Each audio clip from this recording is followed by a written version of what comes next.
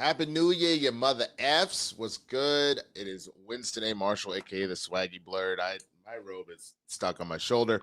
Welcome to 2026, the first Capes and Cows of 2026.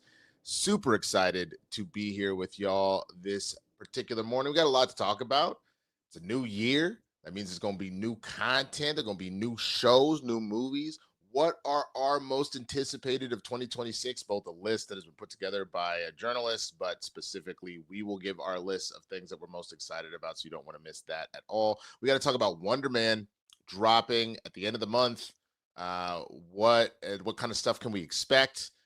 What have we already seen with some of the marketing? Where is it going to go? We're going to talk about that. We've got a particular star from Vikings Valhalla saying that they are interested in potentially playing Wonder Woman. And of course, probably my favorite anime out right now by a mile, Solo Leveling, is getting a live action adaptation. And we got some stuff we need to talk about with it. So, y'all, go do me a favor. If you haven't already hit the subscribe button, if you're new to this whole shebang-a-bang, do that. Hit the notification bell. Be ready for all that, right? Second, go find your sparkling apple cider or the rest of your champagne, whatever you have left over from New Year's Eve. Make sure you pour that up and go bring that, sit down at your computer. We're going to cheers and do all that kind of stuff. And then myself and Chris Carr are going to take you away to a magical land called 2026, where all your dreams come true, baby. Let's get it popping.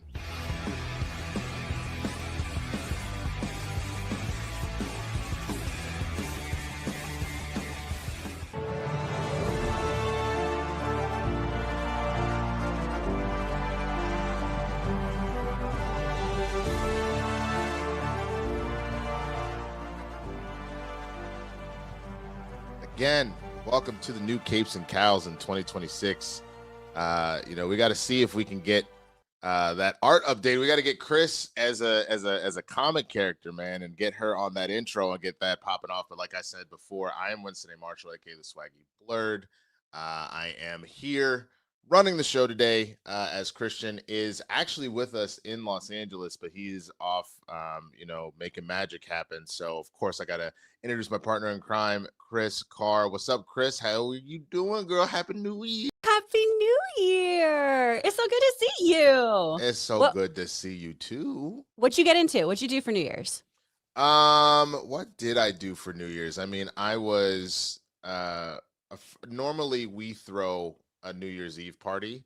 But then this particular year, both because we moved and because we just came back from doing two Christmas, we actually did the movie. We realized we did the movie 4 Christmases completely by accident. 2 destinations, but still did 4 Christmases. Like it was before we left, have dinner with my mom since she was just gonna be there by herself. Then it was fly to Portland and go do Christmas with my fiance's family. Where on Christmas Eve, we spent it with her mom's side of the family. Then Christmas Day, we spent it with the dad's side of the family. Then the day after Christmas, flew to Dallas and then did Christmas with my dad and all my siblings. So, like, I legitimately cannot shake that I lived that movie this past week. So I was happy to not plan a New Year's Eve party, go to someone else's house, fuck their house up. Excuse me, there's my one. Go mess their house up and then come home and be hungover all day yesterday. That was where I was at. How about you? Perfect. I went to a really great house party, and then I went to karaoke. Still was home before like 1 a.m., but at my age, it has wrecked me. It's wrecked me. Where like even getting home at that time, I just still was like, what have I done to myself? It's also because the bar I went to had Jello shots, and I was like, you can still take those at 38. You can't. You can't. You can, but you just have to understand that there's going to be a little bit of a backlash on your body. There's going to be consequences. Yeah. I have never been more excited to be in Dryuary. In Dryuary? Yeah. Is that what you call it? Yep. I'm just we're going to dry out. I've never heard that. Yep. Yeah. Going to reassess alcohol. I have never heard that before. But But yeah, man, it was overall though, you had a good end to the year, good start to the year, all Heck that good yeah. stuff. So good. Okay, Yesterday, good. Logan and I just spent the day binge watching stuff that he hadn't gotten to see yet. Caught up on some of our shows, watched Stranger Things, cried our eyes out. What did you think? Let's not, we won't do like a full review, even though I guess we Yeah. could. Like, that supernatural element of all makes it seem like we could put it in the cape. Yeah. They got superpowers, you know what I'm saying? I guess we could call it, but I'm curious. What did you think of the finale? Overall, I really liked it, particularly the last like 50 minutes. I think the Okay. kind of epilogue they did there was really satisfying just to kind of tie everything up, let us say goodbye to our friends. The moment with the binders, I was Yeah, that sobbing and was I did not yeah. expect that. Was confused, and this is not a big spoiler or anything, guys, but the first half of the movie or the finale, I suppose, I just kept going, where the hell is Joyce? Where is she? Yeah. And then Winona would Yeah. just be like on the side of a frame, like, hi there. It confused me so much. I was like, what have you It, been doing? to the point where I will agree with that, it was that moment where she does get involved. Again, I don't want to ruin it for anybody. But when she does get involved in the finale, I was like, bitch, did you learn to teleport? Like, how did you, Yeah. where did you, what? Well, and Like, where especially did you come from? Joyce has never looked fresher than in this moment, too, by Out the of way. nowhere, all of a sudden, hair was Everyone. colored. Yeah. Hair was colored, like just fluffed up. Like now Yeah. we know what she was doing. While everybody was actually out here fighting, she's out here getting her hair and makeup done. Like, it was Mhm. literally like, no, go ahead, peasants. You deal with Yeah. the mind flayer and with Vecna. I'll be back here. And then all of a sudden, like, I'm just like, what? Yeah. I really enjoyed it. I have my issues with the finale, but overall I thought it was a well done finale of wrapping everything up. I think there's some timing things that could have been dealt with a little bit better, of Yeah. either speeding up or slowing down in certain places. But I thought the without telling too much, I thought giving us the Inception ending of did did everything work out, is, I thought, was like a great way to wrap up a series that was 5 seasons but spanned almost a full decade. Mhm. Like, I Yeah. thought that was the way to do it for sure. Mhm. um but yeah, overall, I enjoyed it. I'm gonna call, I think Luke is still in here, I'm gonna call a baby bit of an audible, just because I saw someone say this in the chat, and then I Ooh. happened to see this immediately. About an hour ago, a couple reports have come out that, let me make sure I share this one. Is it there? It is. Great. Here we go. Netflix reportedly wants to keep movies in theaters for just 17 days post Warner Brothers. Everybody's worst fear is coming true. This is the IGN report on it. I saw a couple others, but this one was the most recent. Netflix reportedly wants to keep movies in theaters for just 17 days after it buys Warner Brothers. A report from Deadline on the Stranger Things season 5 finale, which made 25 million in theaters after it released at the same time theatrically as it did on Netflix. Hollywood was said to be worried about what the streamer considers to be industry standard windows before movies are made available on its platform. And then this bombshell. Sources have told Deadline that Netflix have been proponents of a 17-day window, which would streamroll the theatrical business, while circuits such as AMC believe the line needs to be held around 45 days. It's worth noting this isn't confirmation that Netflix will settle on a 17-day window for Warner Brothers movies if and when its deal is approved. The theater companies may end up negotiating a lengthy window, perhaps somewhere between 45 days and the 17-day Netflix reportedly is a fan of. But what's clear is that there will be a great deal of tension within Hollywood as this is all worked out, with Netflix's priority, as you'd expect, bolstering streaming. If Netflix does force through a 17-day window, it could affect everything from James Gunn's DC Universe, movie universe, Man of Tomorrow, and that comes out in July of 27, to Lord of the Rings, The Hunt for Gollum, which comes out December of 27. Then there's Matt Reeves' The Batman Part 2, which is due out October of 27, and Godzilla X Kong Supernova, due out March 27. How would the likes of James Gunn, Andy Serkis, Matt Reeves, and other directors of Warner Brothers movies react to their work having less than 3 weeks in theaters before hitting Netflix? The $82.7 billion Netflix/Warner Brothers deal has sparked a tough response from some members of Congress. It is expected to face significant scrutiny under antitrust laws. Meanwhile, at least one HBO Max subscriber has already sued Netflix, claiming the deal threatens to reduce competition in the U.S. subscription video on demand market. Warner Brothers' own streaming platform, HBO Max, includes everything from Game of Thrones to Harry Potter, James Gunn's DC Universe to Barbie, and its content is expected to be added to Netflix if and when the deal goes through. After its announcement, Netflix sent subscribers an email of reassurance amid concern about over potential price rises. The email, reviewed by IGN, promised subscribers that nothing was changing, quote unquote, today, and confirmed that HBO Max and Netflix would continue to operate separately until the deal closes. It did not rule out future price rises, but did promise that current membership plans would remain in place, at least until the deal goes through. As for when that'll be, Netflix said it expects to close the transaction in the next 12 to 18 months, so the earliest is December 26th, but it could be as late as summer 27. In an investor call attended by IGN, Netflix chief Ted Sarandos struck a confident tone when asked about the deal's chances of success. We're highly confident in the regulatory process, he said. The deal is pro-consumer, pro-innovation, pro-worker, it's pro-creative, it's pro-growth.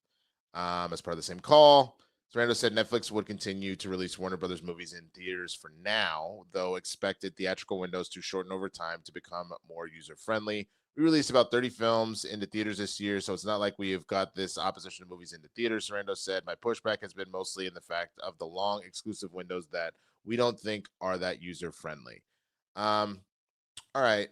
Well, there's a little bit here. I don't want to keep going on forever.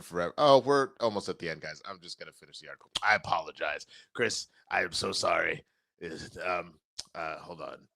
Wait. There we go. Okay. I wouldn't look at it as much as a change in approach for Netflix movies or for Warner Brothers movies, for that matter. Sarandos continued. I think over time the windows will evolve to much more consumer friendly, to be able to meet the audience where they are quicker. All those things we'd like to do, but I'd say right now you should count on everything that is planned as going to the theaters through Warner Brothers will continue to go to theaters through Warner Brothers. Last month, Ryan Johnson expressed frustration at the limited theatrical release of his new Benoit Blanc Netflix film, Wake Up Dead Man and Knives Out Mystery. Netflix released Wake Up Dead Man in theaters on November 26th in time for the Thanksgiving holiday before releasing it on Netflix itself on December 12th. But it only released it in select theaters as opposed to nationwide, something that left Star Wars Last Jedi writer and director unimpressed. Meanwhile, Avatar director James Cameron said Netflix buying Warner Brothers would be a disaster. Sorry, Ted Sarandos, but geez, he said on the Town podcast. Sarandos has gone on record saying theatrical films are dead. Theatrical is dead, quote unquote. Indeed, Cameron remains unconvinced that Netflix will truly commit to any meaningful theatrical distribution if expanded. It's sucker bait, he said. We'll put the movie out for a week or 10 days. We'll qualify for Oscar contention. See, I think that's fundamentally rotten to the core. A movie should be made as a movie or for theatrical, and the Academy Awards mean nothing to me if they don't mean theatrical. I think they've co-opted it, and it's horrific. That said, Cameron isn't opposed to Netflix playing the game if it actually well plays the game. They should be allowed to compete if they put the movie out for a meaningful release in 2,000 theaters for a month. And that was one report has claimed Netflix is particularly keen to obtain Warner Brothers' vast content library as the streamer ramps up its potential offer about AI and the future. All right, there is a lot in that article, Chris, to cover. That's part of why I wanted to call this audible right now, because James Cameron, in my opinion, is spot on. My immediate thought to counteract this BS would be the Academy should immediately change the rules, that it needs to be way more than the little lighthearted. It was out there for like a week in like a couple theaters. It needs to be, you need to have that out there for at least a month, if not longer. Yeah. And treat that as such. But you hear all of that. This is a lot of people's greatest concerns potentially coming true here. Where is your head at kind of hearing Sarandos is already ready to destroy movie theaters? Man, remember when I was like, I'm going to try my best to be cautiously optimistic here? Yep, I was too. Hold on. We're laughing.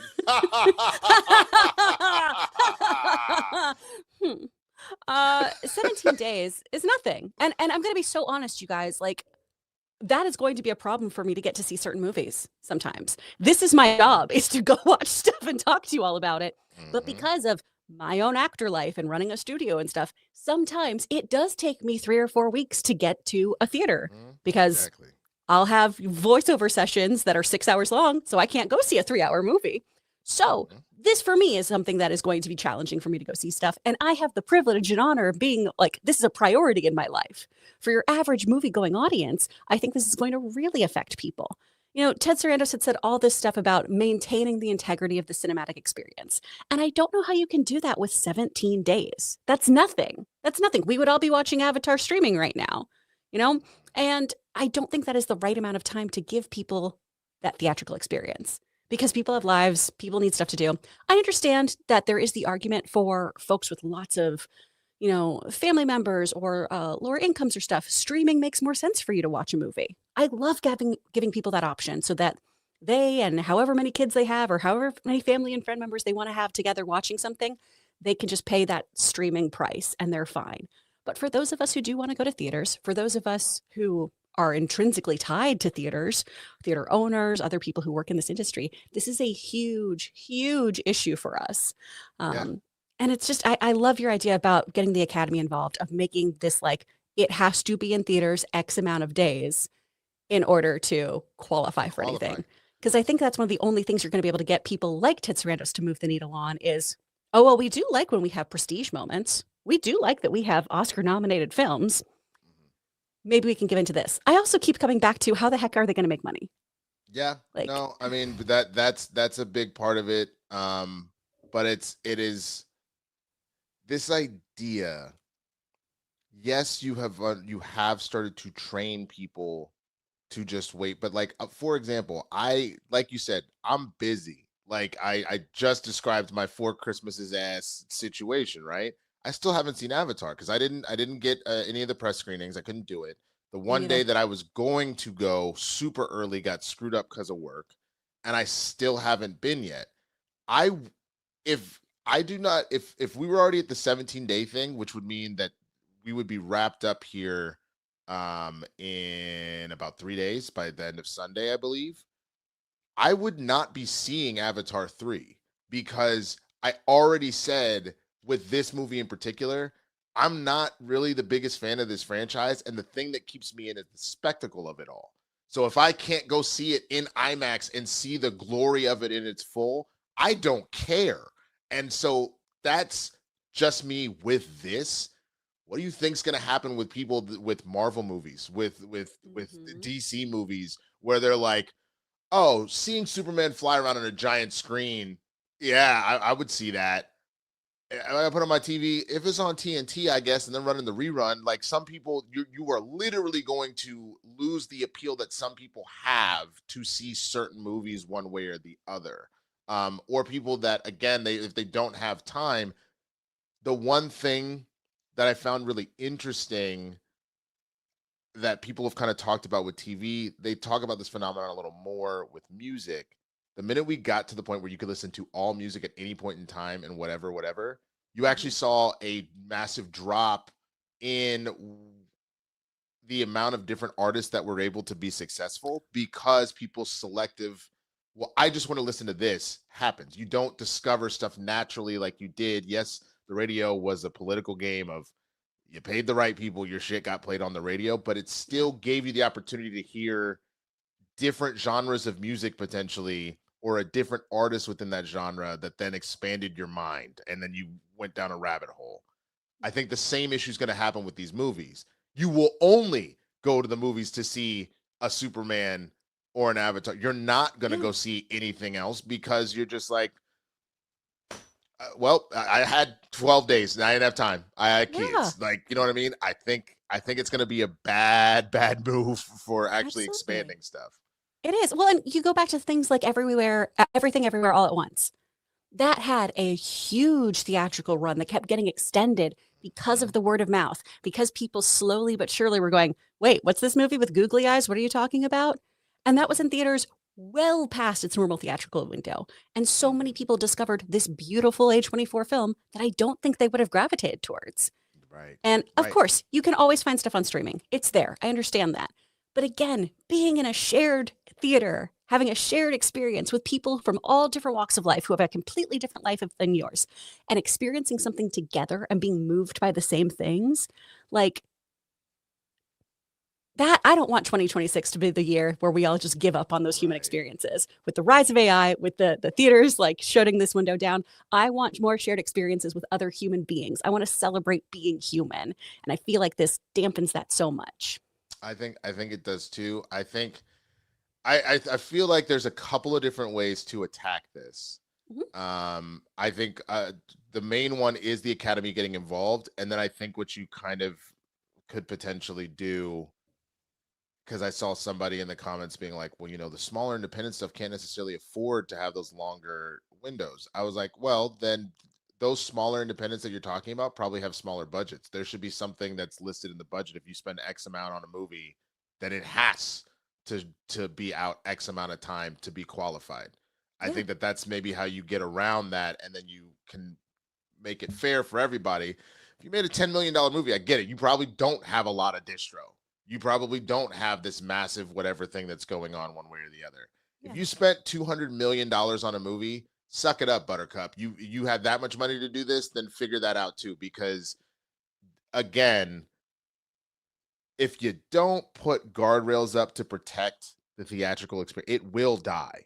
And if it does, I feel like this is one of those things where you're killing a staple of society that, like, genuinely, like, I know we don't go to theater nearly as much as we used to, like live theater, but it is still a staple of entertainment. It is a staple of society to have those live performances that Yeah. people go and enjoy. I think we have gotten to that point with movies in the same way. The communal, we are out here together. I know we're complaining about people being on TikToks and shit while they're doing that, but I genuinely think that it's something that needs to be protected at all costs. Because the last thing we need is, I part of why I think we remain so divided across a lot of things on in the world is because we don't have as much commonplace um water cooler type things to bring us together. Yeah, we don't have the third place anymore, really. Mhm. And for anyone who doesn't know that concept, right? You have like work, you have home. The third place is a place of where you can meet, where you can engage in community, where you can just sit around and have discussions with folks, right? And for some people, right, that could be bars or restaurants or whatever. But what it typically was were shared workspaces, community events, theater, that sort of thing. And we need more of that. We do. Everyone in 2026 needs to touch grass and see movies. Like, Please, for the love of God, go touch some grass, and then yeah. on your way to see a movie, like, take some grass in with you. Maybe Just don't, because then the theater people are gonna have to clean that up, and that's not Yeah. nice. But please touch some grass and see movies. But let us know what you think, man. Are you hearing all of that about Sarandos, and you weren't worried before, but now you're worried, or are you like, I told you, Winston, you kept going on and on about, oh, Netflix ain't gonna be that bad, and now here we are. Let us know what you were thinking, man, in the comments. We are trying to hit 108 on them super chats today. That is the goal, is 108 of what we're trying to do. And again, you know how we do that. We read that in the second half of the show. So we will get to that, and we will get to some of the other stories I had already been teasing at the top of the show. But before we do that, we have to play a message from our sponsor for today, Ridge Wallet. All right, it's that time. I always tell you, look, Ridge Wallet. It is the most convenient wallet you're ever going to have in your life. I can't stand the big bulky wallets. I had one. People make fun of you for it, especially when you're going through the airport and stuff. The amount of jokes, we get it. Yeah. Big brick wallet. It's dated, and it is. That's why I love Ridge. There's so much greatness when it comes to Ridge. And if you look at the Ridge 2.0, it is the most refined version of the Ridge wallet. Ridge has been perfecting the wallet for over 12 years. It's made with premium materials like aluminum, titanium, carbon fiber. Look at this. It's so solid, and it just holds together everything here. And I love the Ridge. I got a Giants one. This is the one that I just received. Really excited to put this one to use as well. And I gave a ton of these away for Christmas, and boy, it was a hit. Ridge wallet. There's over 100,000 five-star reviews. Is proof that Ridge is a gift that people love to receive. It's not just about wallets. They also have everyday carry essentials, key cases, suitcases, and the game-changing power banks, all built with the same sleek, durable design. You're going to find the perfect gift for every wish list. And I'm telling you, I gave bunch of Ridge away, and people are raving about it. They love it. Losing your wallet, it is the worst. But with the Ridge Tracker card, you'll always know exactly where it is before panic mode kicks in. Perfect peace of mind for your holiday travel and gifting. For a limited time, Ridge is having their huge holiday sale. You head on over to Ridge, RIDGE.com. You get up to 47% off your order. This is by far the biggest discount that they have given all year. That's Ridge.com for up to 47% off your order during the biggest sale of the year. So when you purchase, they're going to say, hey, where'd you hear about us? You have to tell them that we sent you. Please support our show and tell them we sent you. Ridge. Thank you so much to Ridge Wallet for sponsoring the show. But yeah, we're going to pop over to our next story. This was kind of the main bread and butter of what we were supposed to be talking about. But again, I needed to, the minute somebody pointed that out, I was like, no, we got to talk about Netflix's nonsense. But 2026, the most anticipated of 2026, there's a lot coming out here. This is Comic Book Club Live's list, and then Chris and I will kind of talk going forward. So what is the current state of superhero cinema? Either the reports of its death have been greatly exaggerated, or it's on life support, depending on who you ask. But with plenty of new releases in theaters and TV from both DC and Marvel in 2026, there's plenty to talk about in the year to come. That includes two biggies, Avengers Doomsday at the end of the year and Supergirl coming in hot in June. On the former, Disney is putting out all the stops to make sure the not as hot MCU still hits blockbuster status with a lot on the line. On the latter, Superman debuted to great reviews and solid box office, but with Warner Brothers Discovery in a state of flux, can the Maiden of Might make the case that the DCU should keep its 10-year plan going with whoever ends up owning the company? There's a few more films hitting theaters, including Brand New Day with Spider-Man Brand New Day, the DCU horror movie Clayface, but at least as far as 2026 is concerned, TV is where it's at, with new and returning shows hitting almost every month. Final season of The Boys, which is going to be a big deal, the debut of DCU's Lanterns.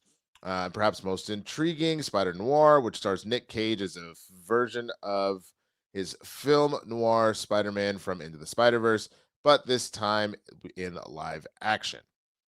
So here's the list of stuff coming. We have The Beauty, which is a Fox FX show. What's it about? Based on the formerly Image Comics, now Ignition Press series by Jeremy Hahn and Jason A. Hurley. A pharma billionaire develops a new drug called The Beauty that makes you look like your best self. Only problem, it's a ticking time bomb that will kill you in a horrible ways if you don't like and subscribe. Oh, also, there's a serial killer murdering people who use the drug. Damn.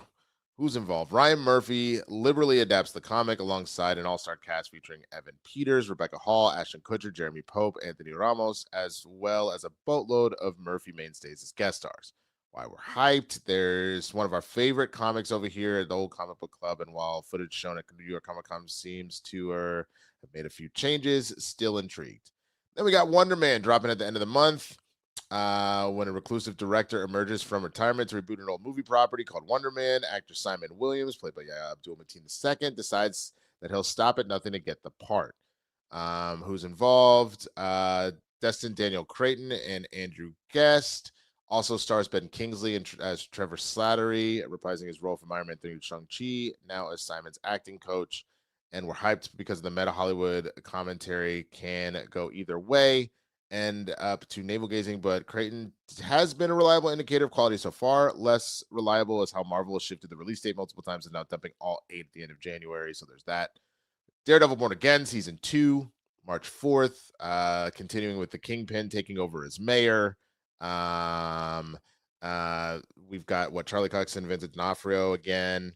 And the rest of the cast and crew, including Deborah Ann Wool as Karen Page, and even somehow Aiden Haydenson as Foggy Nelson. New to the cast, we have Matthew Lillard as the mysterious Mr. Charles, and Lily Taylor as Governor of New York, and Kristen Ritter is returning as Jessica Jones. Obviously, the Jessica Jones return is what people are most hyped about. The show's already been picked up for season 3, so there's all of that. Invincible season 4 dropping in March. We're we're dealing with what the Vulturemite plot line that's been bubbling in the background is heating up, and the addition of Lee Pace as the voice of the series Big Bad Emperor Thrag. So yeah, we're excited just because season 3 did well and things are going to continue. The Boys season 5, April of 26. It ends here other than the spinoffs. Final battle between Homelander and Billy Butcher. Fate of the world is at stake. Homelander's fully taken over the U.S. and now the boys are pushing back. And why we're most hyped, after the Gen V cast is knowing that they're dropping by and they had some really interesting stuff kind of pop off and how that could affect Homelander and whatnot, let alone to see the final battle with Butcher and all that, a lot going on. 4 kids walk into a bank. I have no idea what this is, but it drops in April. This looks dope. Based off of a comic by Matthew Rosenberg and Tyler Boss. The book focuses on 4 kids who decide to rob a bank rather than let their reformed criminal grandpa pull the job. Okay, that sounds hilarious. I'm in. Supergirl, June 26th. We kind of already know this is, she's trying to get turned for her 21st birthday in space and instead goes on a revenge quest. We've talked about that a lot. Jason Momoa is involved as Lobo. A lot of cool stuff there. Follow up to Superman. Yada yada. Spider-Man Brand New Day, July 31st. I don't need to say that. If you're watching the show, you know what we've talked about with Spider-Man. We don't know really the story per se. We just know that it's Spider-Man. Nobody knows who the Spider-Man is no more. And now he's trying to be Peter and Spider-Man separately. And we'll see how that all plays out. X-Men 97 season 2. Completely forgot that that's dropping this year, mid-2026. We just know that we're dealing with multiple timelines, all that have Apocalypse involved. Very excited to see what happens there, but it'll be interesting to see without having Bodemeo if it will hold up. Lanterns, mid-2026. Hal Jordan, Jon Stewart, Dark Murder Mystery on Earth. This was obviously delayed, but we're looking forward to that. The Punisher television special, mid-2026. Frank Castle teaches everyone the true meaning of Christmas. Just kidding. We don't actually know what it's about. We just know it ties to Born Again Season 2. Rumor has it that it may loosely adapt the Ma Nucci arc from Marvel's Punisher Max series. We've got Clayface, a body horror movie. This is September of 26. Body horror movie about the Batman villain just trying to make it in the film biz when he instead turns into a horrible clay man. Looks dope. Avengers Doomsday. We've talked about this a lot. And then Vision Quest, late 2026, picking up on the White Vision storyline from the end of WandaVision. Vision goes on a journey to figure out who he is. Your Friendly Neighborhood Spider-Man Season 2, late 2026. Now fully established, Spider-Man protects New York in the animated series alongside 2 new characters, Spider-Gwen and Venom. The latter may not so much be on the protecting side, though, to be determined. Spider-Noir, no date set quite yet, but we talked about that earlier. Criminal, to be announced based on comics by Ed Brubaker and Sean Phillips. Multiple generations of criminals do crime stuff. Cool. Rogue Trooper, to be announced based on a 2080 comic character. The title is a blue-skinned soldier who hangs out with his talking gun, helmet, and backpack. So he's like mercenary Dora the Explorer. Okay. I rock with that. That's a lot of stuff. That's there, so much Chris. stuff. Yeah. That's a lot of stuff. It is going to be on and popping. So why don't we do this? Give me your Mount Rushmore. You don't have to necessarily rank them in order, but give me the 4 of all those things that we listed. Give me the 4 that you are most looking forward to. Okay. I think it's probably going to be then, and it doesn't mean that I don't like the other things, but I think for me then it's going to be X-Men 97, Lanterns, Spider-Man, Supergirl. Bet. Okay. I think that's where I'm at. How about for you? Okay. It's going to be... So here's the thing. It's not, like, I agree with you. It's not that I don't want to see the other stuff, and it's not high on my list, but if I'm leaving it off, it's because something knocked it down a peg enough for me to just back off. So Sure. I'm not going to say X-Men 97 as much as I will scream from the high heavens how incredible that show is. Because Bo isn't there, I am now worried about the massive changeover. That's true. It doesn't mean that like whatever happened with Bo didn't necessarily need to happen, but I am so concerned about, we did full rewrites on stuff and we whatever. is it going to actually hold up is now what I'm worried about. But as far as my anticipated, it would be just no order. The Boys, Supergirl, Spider-Man, and then probably Clayface. Oh, yeah. I've been talking about how much I've been looking forward to Lanterns. The peg down for that is because they all of a sudden moved the date. So Yeah. I'm nervous. I'm obviously excited about Avengers Doomsday, but I've said this multiple times. The MCU does not have its flawless track record or its high track record that it used to. It's on shaky ground. So while I do believe Doomsday will be good, it's enough for me to go, I'm going to take pause. I'm just going to pull it back a little bit. Like what else is in there? Don't know enough about the Punisher special to care. So Yeah. I can't really throw my hat in the ring for that. I love That him four in kids the walking to the role. bank thing sounds awesome. That's crazy. That sounds so fun.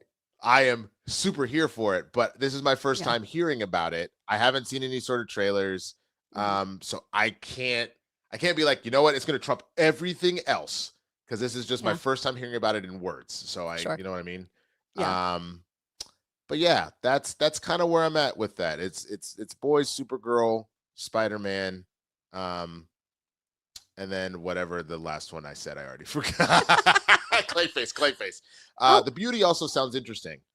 It does. Like the Substance, but with some more murder mystery added in there. Yeah. With Ryan Murphy, there's going to be some camp in that. It's gonna be silly. It's gonna be great. That is his special is throwing the camp in there. So I'm definitely looking forward to that as well. But yeah, is there anything on here? Let me ask, of all of the things you just heard, what is your least anticipated? I'm curious. Ooh. I don't want you all to come for me. I've kind of burnt out on Doomsday already. I'm kind of burnt out on it already because we've had to talk about it so much, and we're talking about these tiny little trailers and all this stuff, and I'm just already at the point of, it's a year from now. It's a year from now. Calm down. Let me rest. I think is probably where I'd put that. I don't know. And then some of the things that I just had no idea about them. Obviously I had no anticipation because I didn't know that they were here yet. But I do have to say thank you for telling me to give Gen V another chance, because we've been rewatching that. It's good. It's good. Right? I don't know why I was such a butthole about it before. I was like, I don't know if I like this. It's great. Well, the fact what Gen V did such a good job of is you took what is normally clowned for what's normally clowned for like a CW-esque show or whatever, because they tend to be more, teen or young adult related and all that kind of stuff. You took those kind of like issues and things you might find in that show, but you put it in the world of The Boys, so it is ratcheted up to 11 in the violence and the sex and all that kind of stuff. But you found ways to talk about real things that like a college student or a teenager might be going through. Yeah. But put it within the context of the thing. So for example, for one superpower to work where she can shrink or grow, shrinking, she has to essentially go be bulimic and throw up, and then she's losing mass that way. And so then they do dive into, well, she actually has an eating disorder, but that's the only way she can be a soup and all that kind of stuff. And then her learning to use her powers without doing that and find a healthy way to do that. Or even the identity of one of the characters, being trans, that that they're a shapeshifter, and the different powers that they feel powerful in different ways depending on which body that they're in. You know what I mean? Like I think there were so many really great ways to address a lot of issues and things that are going on in that medium, which is why I think Gen V is so good, and I wish we were getting another season right now. But I'm glad you came back to it for sure. Me too. Least anticipated for me, I gotta say, sadly, is Wonder Man. I was more excited about it before. It's another one of those, if you move the release dates too many times, you're gonna make me nervous. And then when you throw in, and we talked about this, you throw in Wonder Man at the end of January in a full episode dump. Yeah, all of my spider senses are tingling. I'll tell you that much. I got a Peter tingle right now. Phrasing, Jesus. Oh my God, that came out completely wrong. Cock. So I just, in theory, because I love Yaya and because Ben Kingsley has been killing it as Trevor, and Wonder Man as a character is very interesting, I should love it. But that's probably my least anticipated for that. I'm trying to view it not as a superhero show. I'm trying to view it like Marvel does the studio. Yeah. And that's what I'm hoping for. Mostly because I'm the only reason why it's not in like my bottom list right now is because just seeing Yaya set up the self-tape camera, right? Just having to deal with that stupid ring light for me was cellular level of like, oh yeah, I think this will be good for my soul a little bit. Yeah, no, for sure, absolutely, man. That is why the part of me that did see those trailers was like, oh yeah, this gonna hit. Mm-hmm. But then again, the more it got pushed, the more I was like, yeah.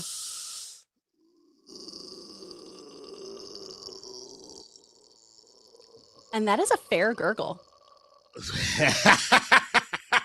That's fair. I was gonna push it to see how long I could keep you going. Oh no, I'm so sorry. Oh my goodness. But yeah, so that would be kind of where I'm at. What's the last one? Give me an honorable mention. What is the most intriguing that's not on that Rushmore for you that you're just I'm very curious. I don't know if this was on the list because it was a whole bunch of stuff. But the next season of One Piece. Because I mean manga. So it was not on the list, but I respect. Yeah. So excited. The way that we were talking with Luke at the top of the show, the way that Chopper looks, Tony Chopper, come on. I will burn the world for that little guy already. I'm ready. I love that. I don't know One Piece enough to really know. So, but I'm excited for you. You're talking about the little moose dude, right? Yeah. Okay. Yeah. Okay. That was my guess. I think my honorable mention is Vision Quest. They haven't really necessarily been pushing it. I have seen there hasn't been a miss so far with the two WandaVision shows, the WandaVision and Agatha All Along. I thought they both were really well done. So I have a lot of faith in that kind of series there. So, we're just rounding it out.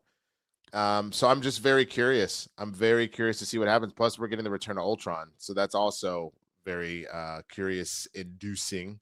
Yeah. So yeah, that's where I'm at. That's where Chris is at. Where are you at? The whole city behind us. See, that's what the old heads that remember the first Boost Mobile commercials. Let us know what you're thinking. What are you most looking forward to? We listed a bunch of those. Everything from Spider-Man to WandaVision to, White Vision, Vision Quest. Jesus Christ.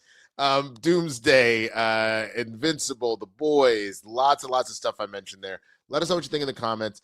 Keep sending in those super chats. We're sitting at about 11 right now. We've got about 12 minutes before the top of the hour. We got a number of stories to kind of cover very quickly because we spent a lot of time on Netflix, which is on me, but I felt like we needed to. But let us know what you're thinking, and let's pop over and talk about some Wonder Man since Wonder Man is about to drop. Some new stills take us to the MCU's version of Hollywood as Shang-Chi composer boards Disney Plus series. This is Josh Wilding reporting. Yesterday, Marvel Television released the first full trailer of Wonder Man. We now have some new stills from the series and confirmation that the soundtrack, featuring an original score by Shang-Chi and the Legends of the Ten Ring composer Joel P. West, will be released on Hollywood Records across all digital platforms January 30th.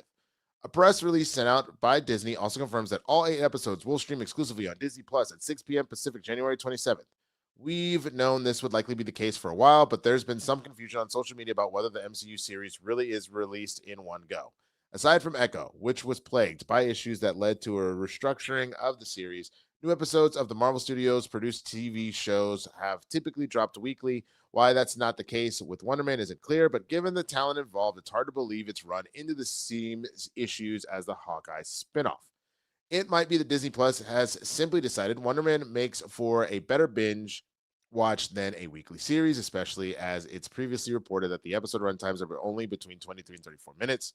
We're doing something that tonally feels much different than really any other Marvel show or any other of the films. Lead star Yahya Abdul-Mateen II previously said, we're doing something that's fresh and a bit tongue-in-cheek, a bit self-aware. The show is self-aware without looking directly into the camera.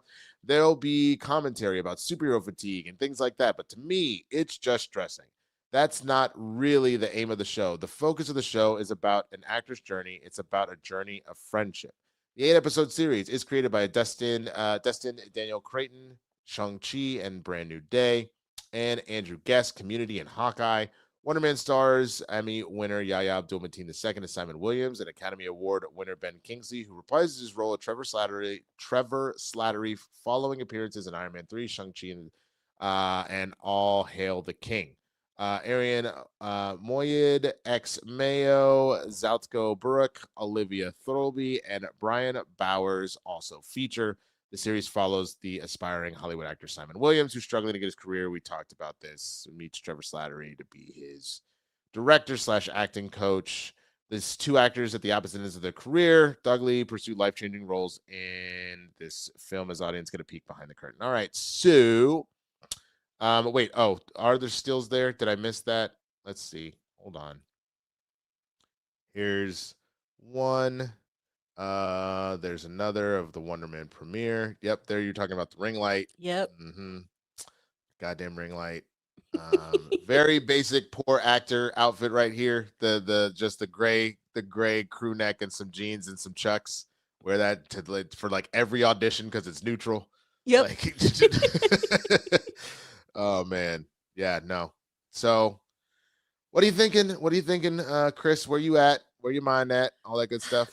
The only thing that I can kind of try to do to reconcile this dump, the sort of lack of huge advertising push on this as well, is, hey, if they are 23-minute episodes, a binge does make sense, right? 8 episodes, 23 minutes each or so. Sure, put that all out there. I'm going to have a fun time watching this. But then it kind of makes me go, why is it a series? I don't know. An 8-episode series that's 23 minutes and it's all coming out at once. We could have done like, a Werewolf by Night situation. Give me like a little feature presentation that goes on here that feels special.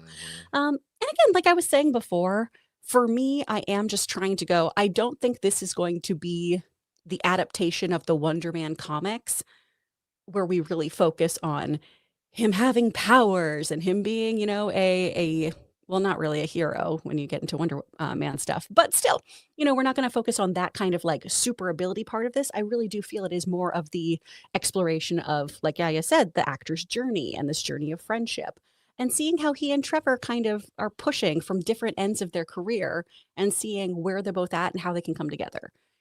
Those kinds of things honestly do make me excited about this. Yes.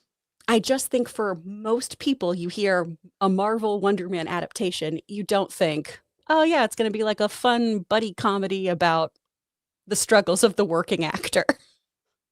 Right. Yeah. Oh no, I caught it. Okay. I caught your yawn. Sorry.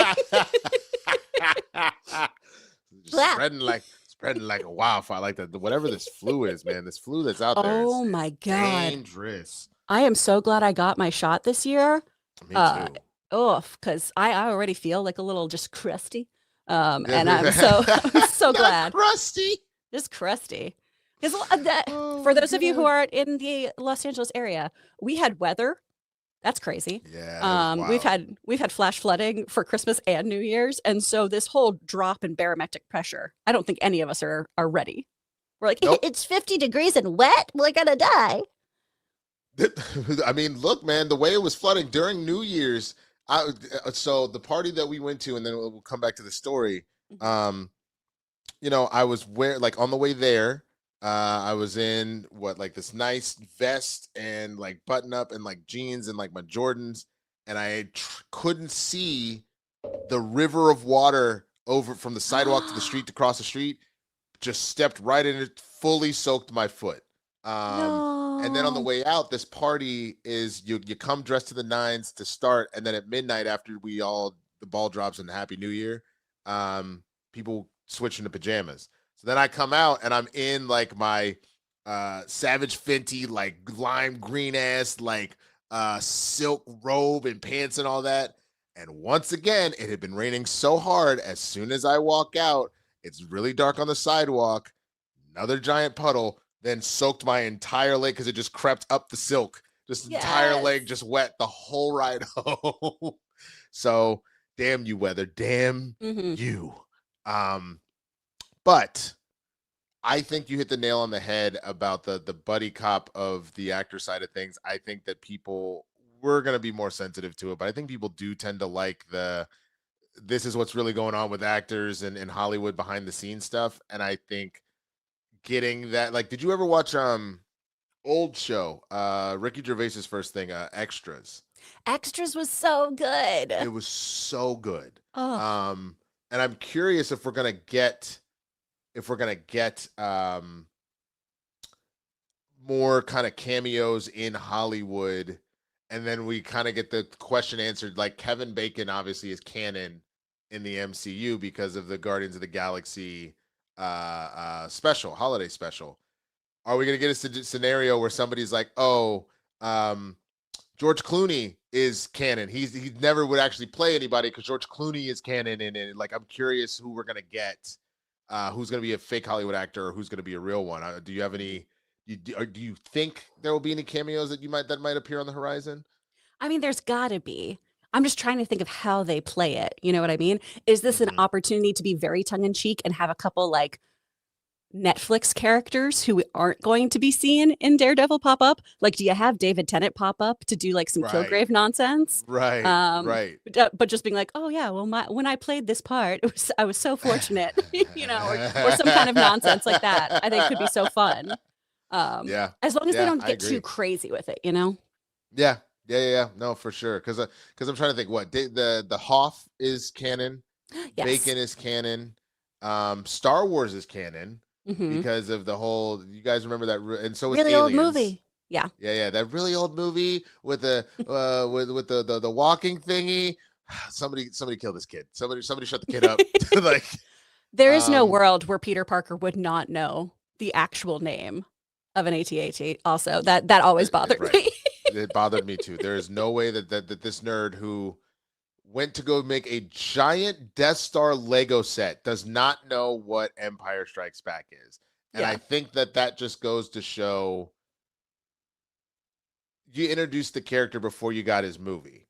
And I think it just meant that, like, it was a funny thing that was written in there, but you didn't get, like, even knowing Peter Parker in the comics, there's no way that he wouldn't know what Empire Strikes Back was. But I think that's where it was like, oh, the person that was meant to like give us Spider-Man wasn't fully there yet. Like, shout out to the Russos. I'm not knocking the Russos at all. Like, they did a fantastic job with Civil War and everything they've done so far with the MCU. But it was clear once John Watts got it. John Watts was like, no. His best friend and him build Lego sets of Star Wars. They know what an AT-AT is. But which I call them AT-ATs. I'm gonna be honest with you. I don't. I always say AT-AT. At always makes me feel silly. It feels weird because I don't call it an ATSAT. Like, you know what I'm saying? It's an ATST. Yeah. So I would therefore use the same naming or like convention for the other version of that. Yeah. That's just me. This whole AT-AT thing is very weird. Same. But, you know, Star Wars fans are so normal all the time. No one's going to drag us at all. Yeah. No, not a single person's going to be like, nobody... I can't believe Chris said the letters. He said an ATSAT. What a batch. Like, just see, already happening. Word, Unc. I'm already getting called Unc again. This is ridiculous. Absolutely ridiculous. So that's actually also funny. ATSTs are actually called chicken walkers. Didn't know that. Did not know that. But let us know what you think. Where are you at with Wonder Man? Are you excited about it? Will you be sitting there day one? Okay, let's get these last two stories super quick. Vikings Valhalla star Frida Gustavsson confirms interest in playing Wonder Woman. We recently learned that DC Studios and James Gunn are looking to cast Wonder Woman for the upcoming Superman sequel, Man of Tomorrow. This month marks 3 years since the studio announced its Chapter 1 Gods and Monsters slate, And us now being in 2026 also means that we're nearly 3 years have passed since Gal Gadot last played Diana Prince.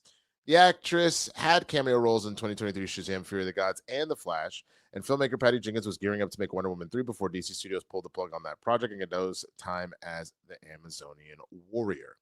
Now, with the hunt on to find an actress to headline the Wonder Woman movie currently being written by Supergirl's Anna Nogueira, all eyes are on Gunn to see who he picks for the DCU's take on the iconic character.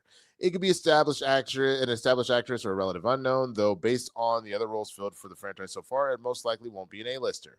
Frida Gustavsson, 32, is a Swedish actor and former model, best known for playing Frida's Erik Stolzrud in the Netflix historical drama series Vikings Valhalla. Her other credits include Dampier, The Inspector in the Sea, and The Witcher.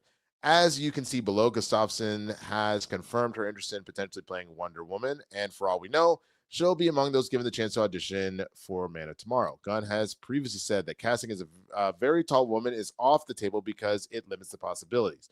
So it remains to be seen whether whoever is picked has their stature enhanced by VFX. Either way, with darker hair, Gustafsson would arguably look the part, and we're sure she's just going to be first of many actresses who throw their hat in the ring for this highly sought-after role in the coming weeks and months. Gunn rarely comments on fan casts, but did acknowledge last year that Andor star Adria Arjona would be a fitting choice for the Themyscirian warrior. I follow her on Instagram, but everybody came out and said he just followed her. That means she's a Wonder Woman. She'd be a great Wonder Woman, by the way. She was in a movie that I made 7 years ago. We've been friends, have known each other since that time. I followed her then. I just didn't follow her. Word. Okay. Super quick. What do you think? Are you familiar with Miss Gustafsson? A little bit. So Logan is a huge Vikings fan, and so he's watched some of the newer series and everything as well. And then I had to go look up where I was like, Witcher, who were you on Witcher? Oh, okay.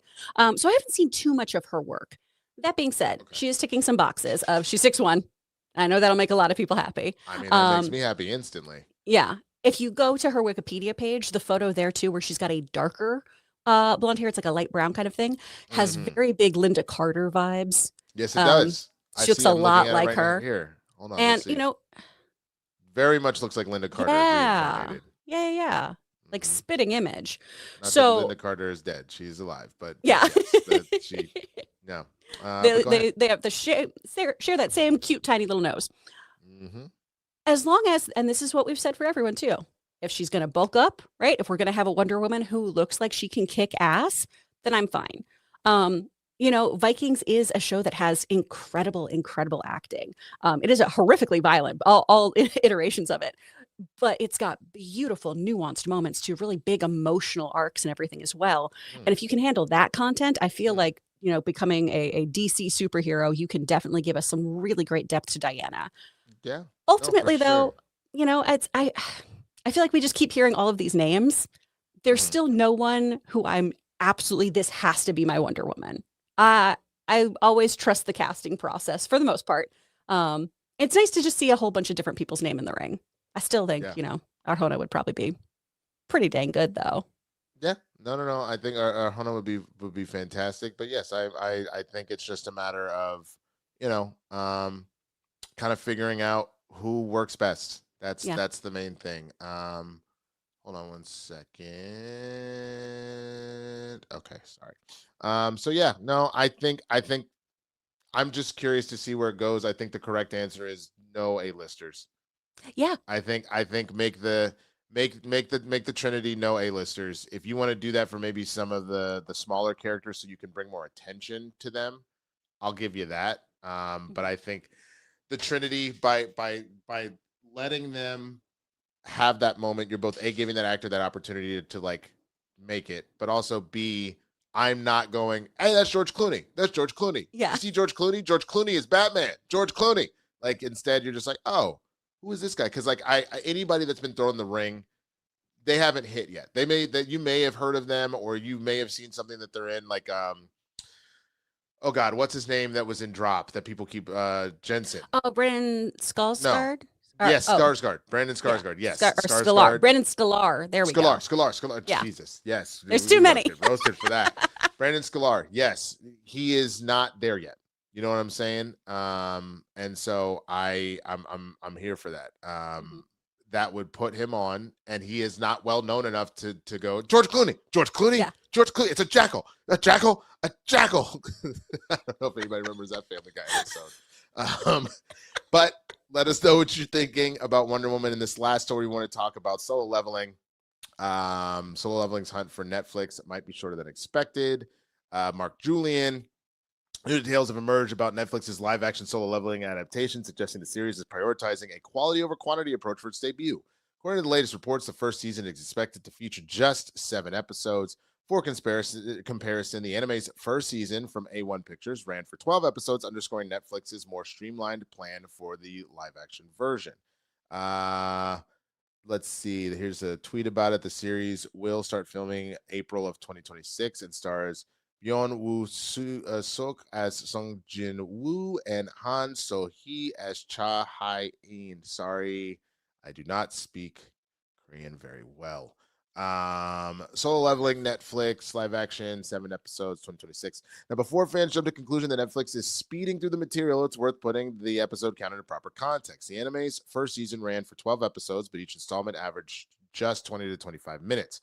By contrast, while nothing has been officially confirmed, Netflix's live-action adaptations typically allow for much longer runtimes, often landing somewhere between 40 and 75 minutes per episode. For example, the live-action Yu Yu Hakusho series consisted of only 5 episodes, each running roughly 40 to 55 minutes.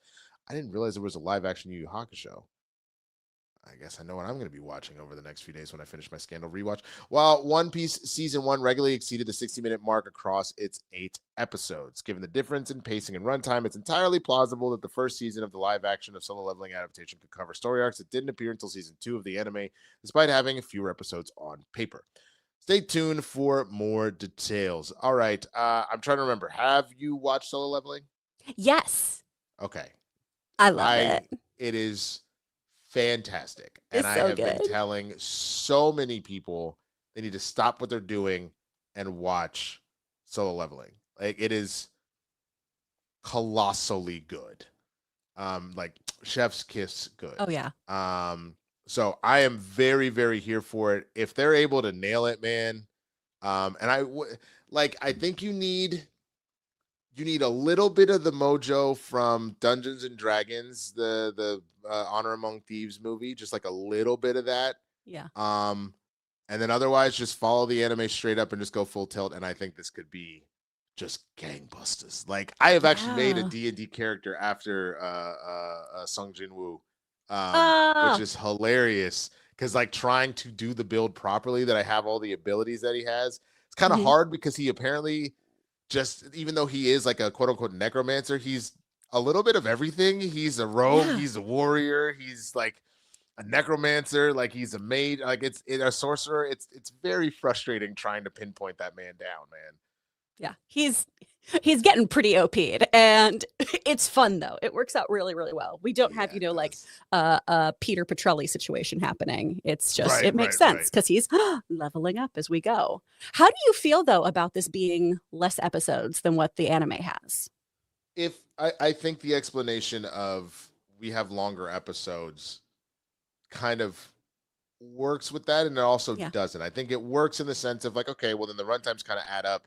But narratively, the way you write and produce stories hits a little different of we're knocking everything out we need to say in 20, 25 minutes versus we're doing it in 45. Certain beats just don't rock as well to not have a break, if that makes sense. Absolutely. The only thing I can really kind of cling to here is there is so much seeming redundancy because it is grinding, right? It is just, how do I level up? How do I level up? Let me clear this dungeon. Let me do this. And I think you can, condense some of that, or, like make those montages or however you want to do them. I still want to see all of those incredible fights because they're badass as hell. But then we can dive a little bit more too into some of those character moments that animes can convey really beautifully with just like a glance between two characters. And I'm not saying live action doesn't do that either, but sometimes we just go, oh no, I know this relationship. Yeah. in that form more than we do for live action. So I'm wondering if that'll be another thing they kind of like mess around with those beats on. No, absolutely. So, it's all going to be about balance, Mhm. and I am just curious to see how they balance the scales here, one way or the other. I think Yeah. that will be the true test of how this goes down, one way or the other. But again, let us know what you're thinking about this live action Solo Leveling. If you're going to be watching, and where you are at on all of that. And before we get to the second part of our show, where we go through your questions, all the super chats and whatnot, keep sending those in, by the way. I have to ask Miss Chris Carr, what do you got going on your channel, in your studio? What should people know about in the new year? Should they be excited? Ooh, well, Two Filthy Casuals is on a little bit of a break for the holidays, but you can always go check us out wherever you get your podcasts. We've got so much fun stuff over there where you can check out a different fandom, maybe something that you're not familiar with, and dip your toe in sans judgment. Ask some questions, learn some things. It's a fun time. At Two Filthy Casuals Pod on YouTube, or again, any place where you get your podcasts. You can also find us on Patreon if you'd like bonus episodes where Amy and I are very unhinged together. And that is also at Two Filthy Casuals Pod over on Patreon.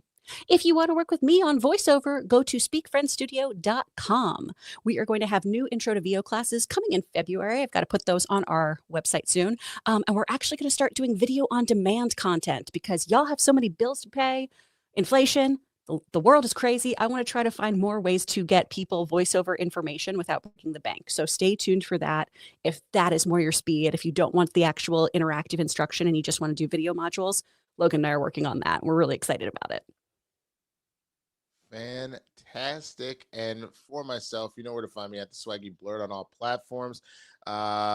This Some of the stuff that I have going on right now on my YouTube channel, the Blurred Breakdown will make its return on a Monday, so definitely be there for that. I have not put out my 2025 lists. I'm working on that today and tomorrow, so you're going to get a few videos next week.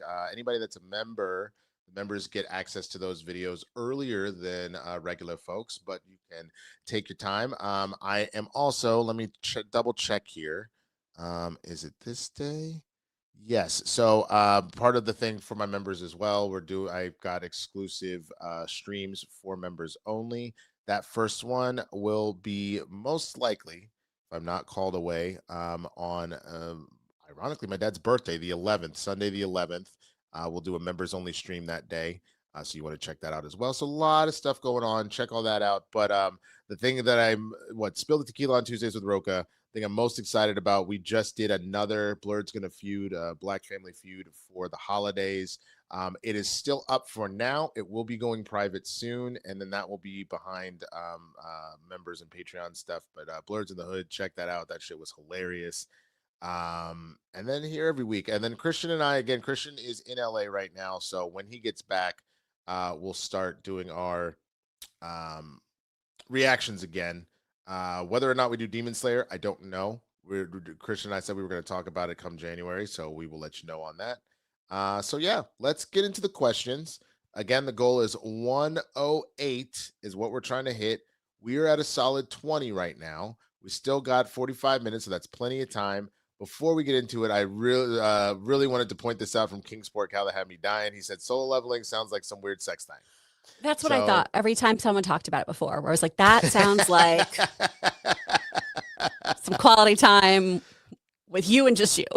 It sounds like exactly me, myself, and I. That's all I got in the end. And now I found out that there ain't no need to cry, because I'm going to tell you from now on, I'm going to be my own best friend. Sorry, I just got in a full Beyonce moment right there. Peter Clun 2986. Happy New Year's, crew. I got a PS5 for Christmas. You lucky bastard. Dang. First priority is Final Fantasy VII Rebirth, but I need recommendations. The Spider-Man games. I am so upset that I don't have a PS5, so I could not play Spider-Man 2.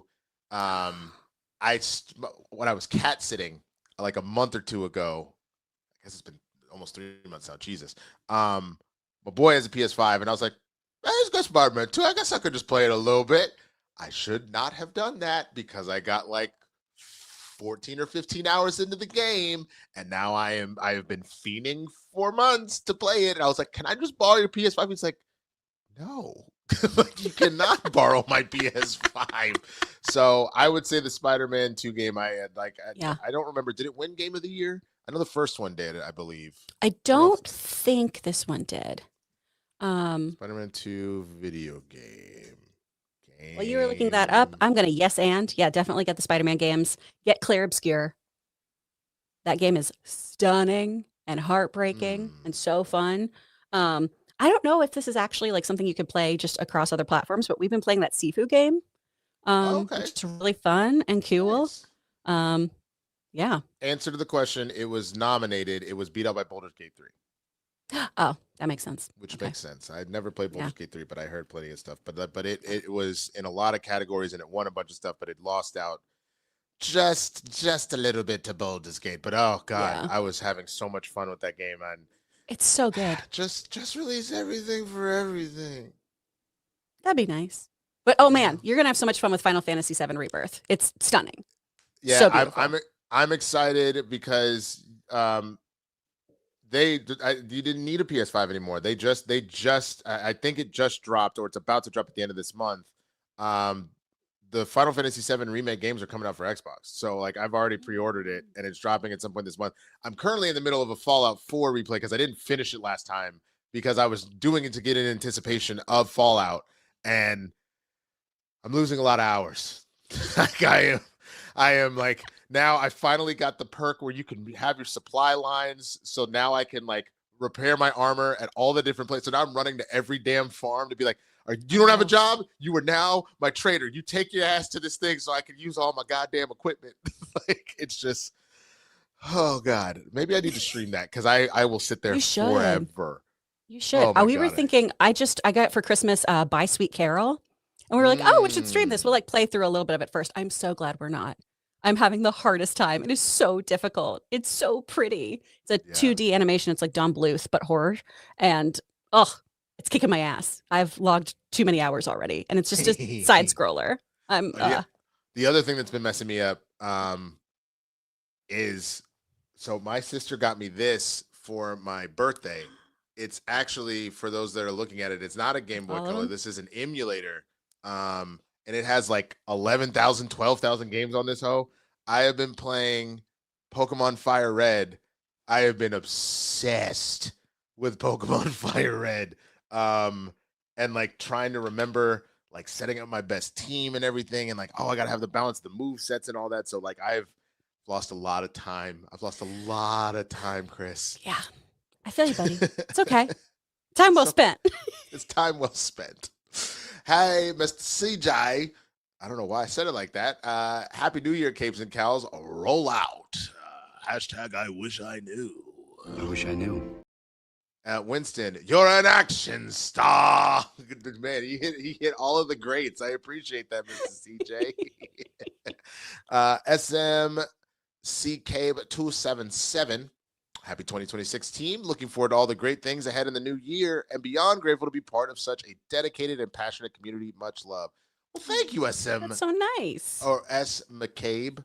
Oh, that's what it is. It's S. McCabe. Thank you. SMCCabe277. Oh, God. YouTube, man. let us see people's names again. Seriously. So silly. This is so dumb. Israel Zerg. Happy New Year, guys. Live action solo leveling. Sign me up. My most anticipated shows in anime now are both One Piece Season 2, both live action and anime.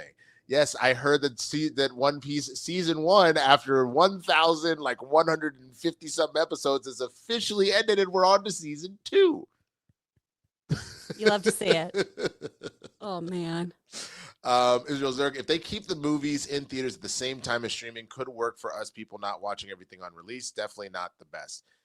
You're definitely gonna have to, but the one problem is, as they do that, and then as a number of people just say, I will just watch it at home, that is going to shrink until it is gone, because that is the game plan, because they don't want to do that. So the only way you can guarantee some level of box office and to keep stuff alive, that is why it is set up the way that it is now. If it needs to have X amount of window in theaters before you even sniff a streamer, in all honesty. But, I don't know if you can do it with the press. Like how early do sometimes we get screenings to these movies and shit? If you can do it with the press, what's to say you can't do it for the stay-at-home people? The stay-at-home people will still get to see the damn thing. Like just let it be in theaters for a while. Who is it hurting? Nobody is like, man, bro, I'm just so upset that Sinners was in theaters for so long and I didn't have time to go and I gotta wait even longer now to be able to see it on streaming. If I didn't find the time to go see it, I'm just fine waiting until it comes out on streaming. Yeah. Dumb. Super doo-doo dumb.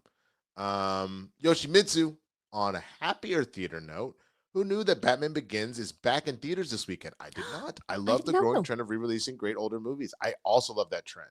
Yeah. Both for the little kid in me that maybe saw that stuff and didn't really appreciate the films as much as I would have back in the day, or the movies that I didn't get to see in theaters that I now get to finally say I saw on the big screen is also the main reason for that too. Because I don't remember seeing Batman Begins in theaters. I know I did, but I don't remember. I remember Dark Knight and Dark Knight Rises, especially Dark Knight. I saw Dark Knight in theaters like 5 or 6 times. One of the few movies I've seen in theaters that many times. Mm-hmm. I do not remember Batman Begins, so I might have to see if I have. Well, I gotta go see Avatar first. God damn it! I don't want to see it. I just don't care. How do you feel about bringing back older movies to theaters, Chris? Oh, I love it. I love it so much. I mean, you guys know I'm a huge Lord of the Rings fan, and those are going to be back in theaters. I love seeing those there. And that way too, like I get to see movies that I wasn't alive for that are some of my favorite movies to see in a theater. Like Logan and I went and saw the Muppet movie at the El Capitan. Yeah. With Piggy and Kermit coming out before the movie and singing Rainbow Connection. Oh. Yeah, that'll like do that it. kind of stuff. That's magical. That's so incredible.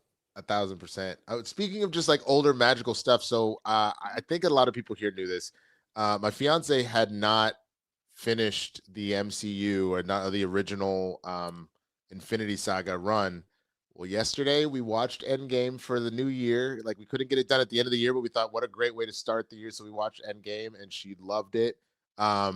She definitely had like her moments, like the minute she loves Captain Marvel. Despite all of the neckbeards that are like Brie Larson to the devil, like she loves Captain Marvel. And so when she showed up and immediately destroys Thanos' ship, she's like, "That a girl!" Like she like stood up and like said that. And then like when it's like Peter's like, "How are you gonna get through it?" And then all of a sudden like she's got help.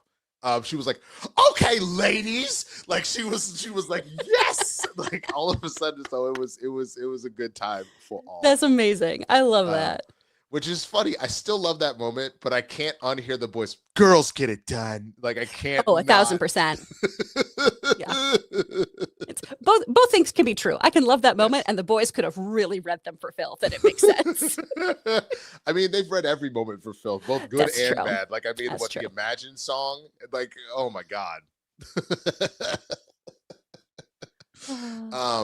Maddie Watt, what do you guys think of the Arrowverse? Started rewatching Arrow again and forgot how much I enjoyed it. Hope we see Green Arrow in the DCU. I loved the Arrowverse personally. It got a little campy at points, but it did what it was supposed to do. I really thought it was good. I was a big fan. I really, really loved it. Fun fact, Logan and I both auditioned for several parts on there. Whoa. Yeah. I didn't know that. Logan read to be Barry Allen, and we were like, that's not a good fit. Well, yeah, having met Logan, no, I that's could not for him. That's no. Maybe Roy in Green Arrow and Arrow. I think he would have been a good Roy because Roy had a lot of anger. Yeah, elongated man. He would have crushed that too. Because Logan's not an angry dude, but he reminds me of that guy on TikTok that like. I think his name is like Alex Perlman, who like kind of always like yells like when political things are stupid. Like again, Logan is not innately an angry person, but he gives me that energy that he could be that angry white guy. So like that's why I think that would work really well with. He's a loud boy. He's very loud, but also like his favorite archetype is affable nitwit, and so that's kind of what he was hoping with the Barry Allen stuff. But he was like, "No, I'm not earnest enough for this guy. I'm just like genuinely like, oh hey." Yeah, exactly. Hold on, let me see if I can find a now that I've brought up Alex Perlman, if I can find like one thing of his. Okay, here we go. This will work. This is kind of what I. Okay, now I know who you're talking about. Oh, I can't hear him though.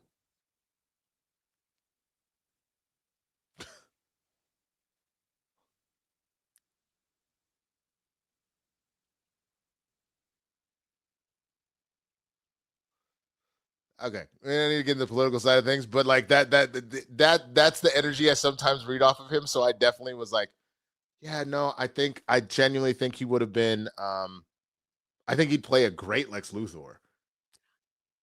I think your man would play a fantastic Lex, which is funny because he is a very sweet guy. But then But he also when plays y'all, villains. but when you even told me the story of how he got with you and he like apparently was like pseudo plotting and shit, I was like, you super villain ass bitch. Like you Yeah. just 100%. Oh my goodness. Oh my goodness. Movie Man Show. Thank you so much for becoming a member. Appreciate you. Christopher AO2. Hey y'all, happy new year. Love all what you do. Please keep doing it. I beg. We will try. Does learning and practicing voice acting exercises and techniques help public speaking or just speaking on a video like y'all? Thanks again. Salute. It helps with all of it. Helps with all of it. Acting classes, I think, are wonderful for everyone, regardless of whether or not you want to do any acting. The great thing about voiceover is it is a very specific type of medium that is so focused on your speech, making words sound like what they mean, which I know sounds obvious, but you would be surprised how many people treat it as voice reading, not voice acting. It can really help you just feel more confident talking to folks, taking your time, standing in your power. I think it's really great. And it also helps you learn empathy and other people's perspectives. So acting is great for everyone. 1,000%. 1,000%.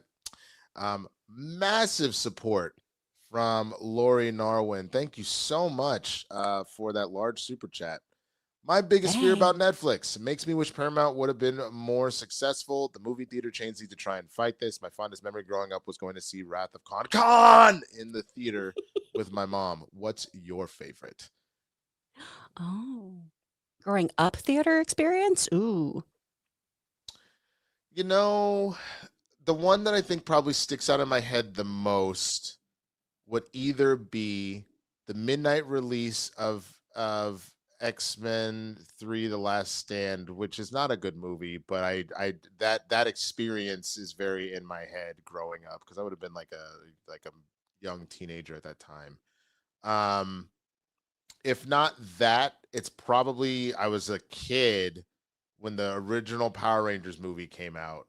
I just remember Yes. going to see that. I remember it would happen to be on 4th of July when we went, and the movie ends with them seeing fireworks after they beat Ivan Ooze. Then I walked outside and there were fireworks, and I was visiting New Orleans at the time. I was just like, oh my God, the Power Rangers just saved the day. Like, I just, yeah, that's probably mine. I love that movie so much. Right? It's so 8-ball, quarter pocket. Like, it's so stupid. But I loved every second of it. Did you already say yours? Am I being Oh, no, my kids when I was growing up, one probably I know people, including myself, aren't like crazy about the Star Wars prequels, but my dad took my brother and I to like camp out to go see like that midnight release over at Tinseltown in the Woodlands of Attack of the Clones, and that was incredible. It was so No, fun. absolutely. Which real quick, Princess Positive, Winston, I also went to a midnight showing of X3, and my boyfriend at the time was so annoyed at people having fun in the movie theater. Should have dumped him sooner than I did.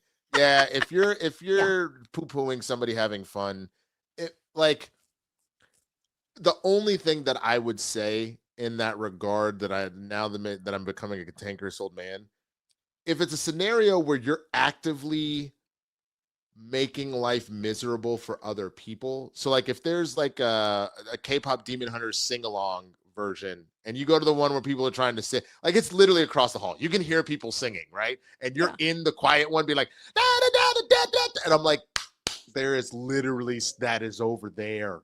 Go over there.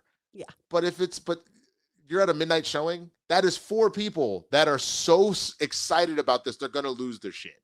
So like, yeah, let people like enjoy life. Leave them alone. If the person you're dating doesn't like other people having fun, or is one of those people who does this at waiters, you dump them immediately. If you're hitting one of these, hell no. Mm-mm. Hell no.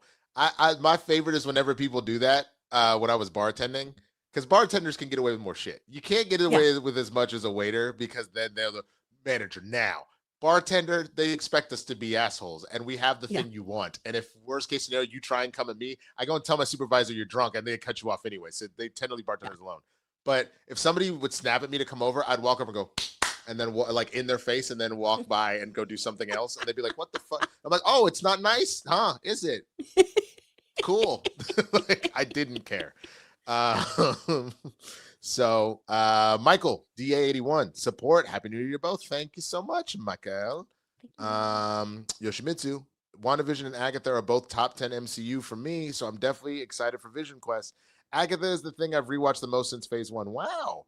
I need to rewatch it again. I really, really liked that show. I thought that it was well done. I liked the tonal shifts, the character study with everybody. I thought just similar to WandaVision, the tonal shifts that happened. I think that's part of what kept it fresh and interesting. Absolutely. Yeah. Ray Dominguez, I hope Wonder Man is good. And for the record, I did not hate She-Hulk, but I wager this show will be received similarly. I remain hopeful, though. Yeah, I that's my concern. I think it's going to be treated the same way that She-Hulk and Ironheart were.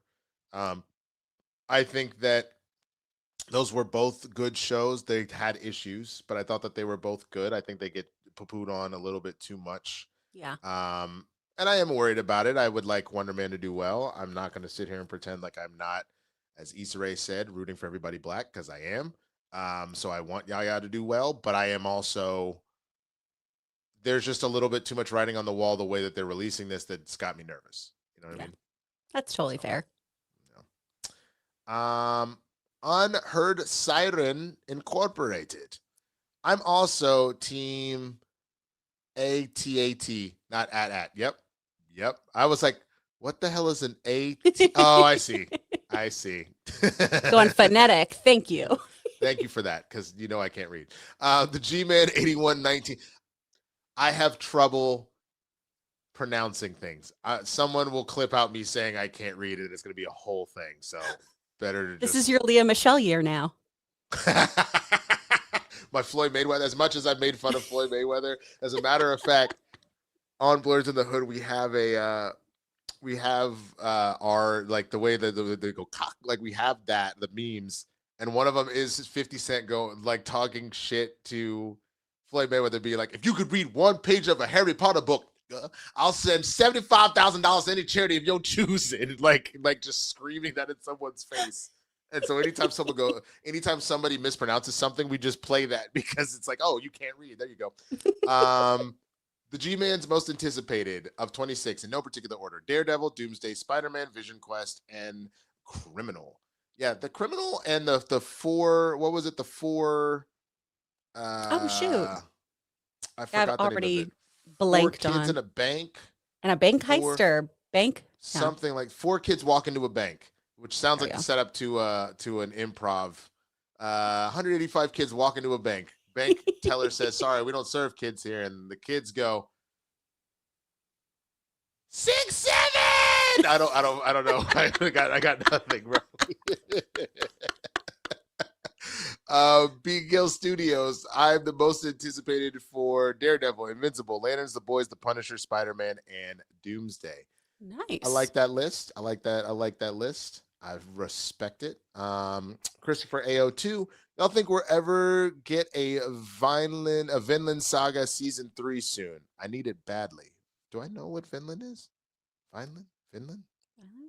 I don't Saga, like the Saga comics, or Vinland Saga. Yeah. Vinland Saga. Oh, okay. No, I didn't know about this. I guess it is an anime / manga. Did not know about this. Okay. I'll check it out. Thorfinn's journey from a bloodthirsty youth seeking vengeance against his father's killer. Great. Hell yeah. Love it. Let's go. go. Love a good vengeance. Love it. Armada. Where the hell did the D&D Paramount show go? There was a D&D Paramount show? I was just about to say it.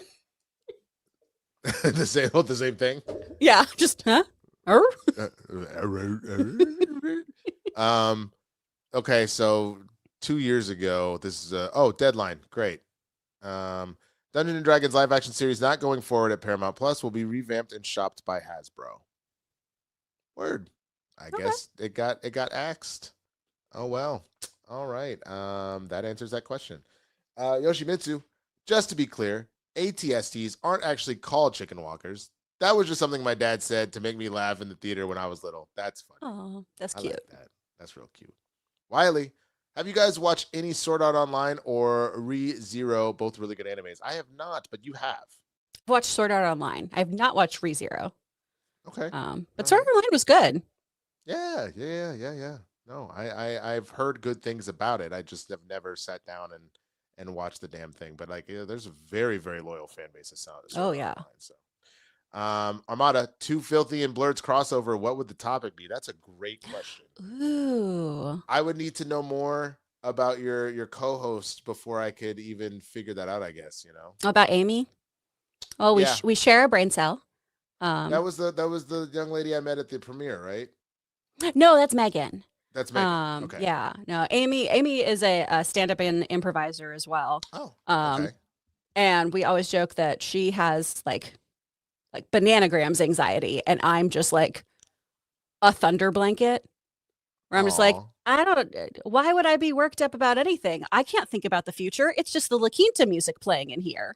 Where she's like, the music sound like? Oh, those commercials where it was just la la la da da da da, da, da, da. Like that's what's playing in here. It's just tumbleweeds in that. Well, that's hilarious because the song that always plays in my head, unless something gets caught in there, is "Avocados from Mexico." Like for some damn reason, that is the song that just plays in a loop in my brain. What's great is that's going to pop up so much for me today, and I'm going to be happy each time and just be like, "Avocados from Mexico."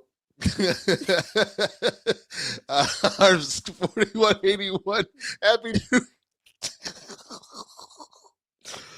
Oh God. Okay. Well, I think after this, now that that's stuck in my head, I have to go get a breakfast burrito, and I'm probably gonna sing it the whole walk over.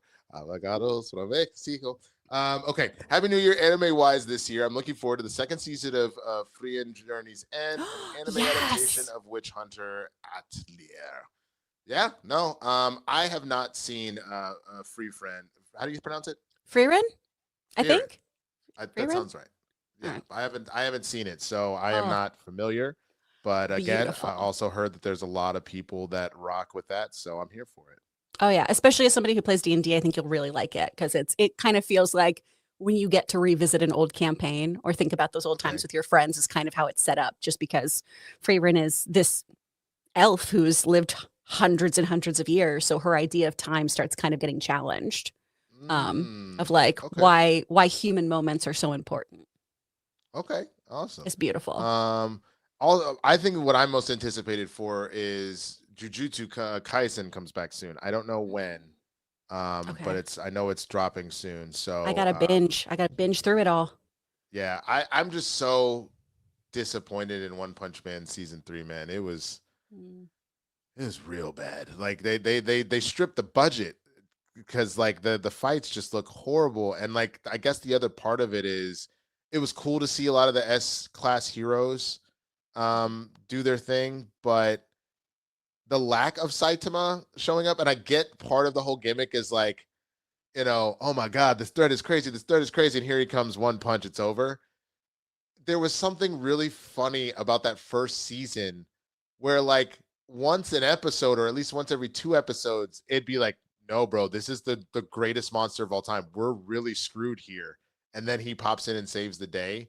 All the S-class heroes, it was good to know how strong they were, but like they didn't necessarily struggle that hard when they fought. So like when he finally did do his thing, I was like, okay. Like I don't know. Like it bums me out because everybody that's read the manga has been like, no, the pacing on it and how they do everything is so much better than the show. So I fell off. I haven't watched it since season 1 and I loved it. I don't know why I didn't keep going, but that's unfortunate. Because the second season is and the third season is ugh. So It would probably be a little bit better if you added a little avocados from Mexico. So Ray Dominguez. So you guys put me on Demon Slayer, and I could not get through it fast enough. Dope. I did, however, miss the Infinity Castle in theaters. Do we yet know when it'll be available for home theaters? I thought it was already streaming. I thought so too. Let me double check that.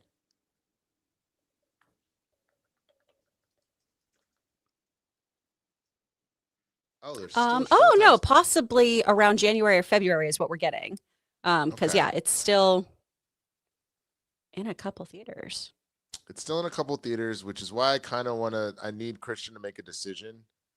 Because if he's serious about not finishing per se, then I kind of want to go watch it somewhere. Yeah. If it's possible. It's a good I time. would like to see it on the screen, but it is what it is. The G-Main Say Stranger Thing finale, loved it. As for Winona Ryder's look, wasn't she shooting Beetlejuice 2 at the same time? That might be why they kind of just like add her in. A lot. But what Yeah, I 'cause mean she by was that, you busy. guys, like everyone else is just like haggard. They have sweat and grime and all this on them. And Joyce is just like, I'm here. Maybe. Let's do some stuff. Like she's just so rosy. Here it's let me get like a good image of her without ruining anything. Let's see. Oh, yeah, this one kind of works, I think. Here we go. Oh, how do if I add that here maybe? Yeah. Like everybody else is like kind of torn down of like who you're looking at, and she literally looks like she just stepped fresh out of her trailer, out of the shower, Yeah. like good to kick some ass. You know what I mean? And like, whereas everybody's like covered in blood and probably a little hurt, and she's just like, you mess with the wrong fit, going full. What's her name from Harry Potter? Not my daughter, you bitch. I love that line so much. It's so good. It's so good. The G-Man typos. I should have said saw Stranger Things. Oh, we mean what you know, man. And we know what you mean. Yeah. I see what you did there. Damn, you good, girl. You so Thank you. good. Christopher A.O. Winston, as a Fallout fanboy, you need to try New Vegas. I have. It's one of my favorites. It's backwards compatible on Xbox, and most fans, including me, argue it's the best in the series.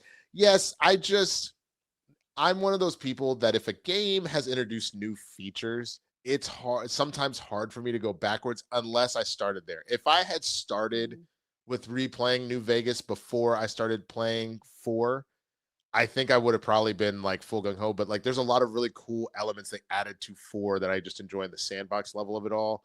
That like I think that New Vegas is the best story of all the Fallouts, but I'm just like really entrenched in 4 now and all the stuff that I'm doing. So it's not to say that I won't go back to it. I thought the dealing with Mr. House was ridiculous. Did you play New Vegas? I didn't play the games at all. So like the series has been super new to me because I just have friends who like tertiarily would tell me about it. Girl, you got to do it. It is so good. I would say you could like Fallout 3 is really good too, but I'm saying you could probably skip that and just jump straight into New Vegas. Okay. It is so good. And as an RPG person, you'll love it. Just understand. I don't remember. Do you also have ADHD or is it just me? I think it's just you. Logan has it in spades. Okay. Well, don't let him play it because when I tell you, he will go into a full like a hyper focus into the game where like, babe, you've been sitting there for 18 hours. Go to bed. No, I just gotta get the rest of these tin cans, these bent tin cans, drag them all the way to town. It's gonna take me like 15 minutes. It shouldn't, but I'm that person that I grab every piece of trash in a building and then I can't fast travel, so that I have to slow trudge the whole way back to the home base because it will all be useful in building my guns and making money. Yeah, you guys play the same. Yeah. LJ Films 1. Hi, saw Wicked for Good. Liked more than part 1. Good for you. Wow. I did not feel the same way, but good for you. Yeah, I love that. I look, I am of the mindset I'm always going to give my opinion on something, but people are allowed to like what they like. And if they like something or they don't like something that I like, that is 1,000% your prerogative. Absolutely. I'm here for that.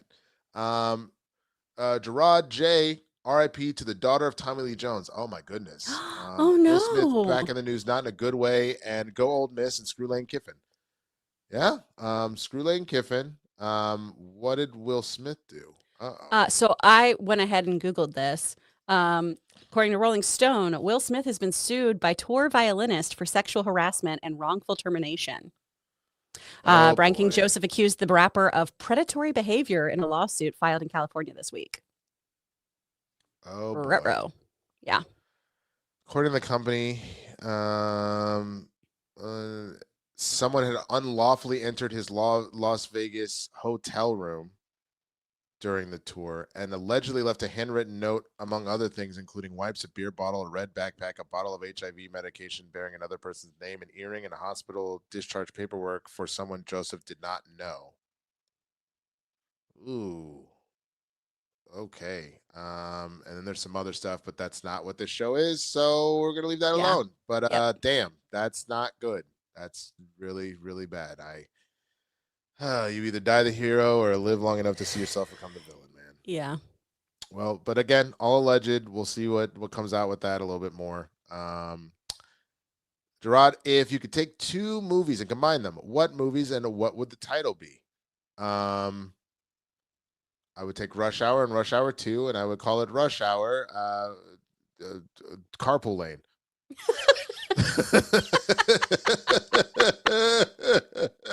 That's great. No notes. Man, what would I don't know what I would do. Oh, the first thing that came to mind is not an appropriate joke for this channel. Well, I kind of want to know now. Well, I just showed Logan the movie Bottoms last night. Okay, word. That's a great movie, by the way. And we started the year with Dix the Musical.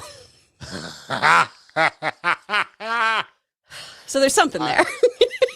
Hey, I know. I think that's absolutely hilarious, and that would work. I'm here for it. I'm totally here for it.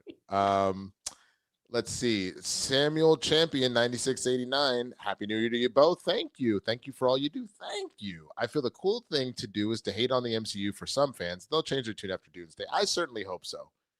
I certainly hope that it's everything that we've been dreaming of this whole time. You know, that would be super, super dope. Yeah. I hope it delivers. It's the greatest thing out. Yeah, absolutely. Yeah. We're at 32 with about 13 minutes left. We're almost to the end here. So if you want to keep the show going, send a few more in and let us know. Hey, Mr. CJ, Midnight Premiere of Revenge of the Sith for me.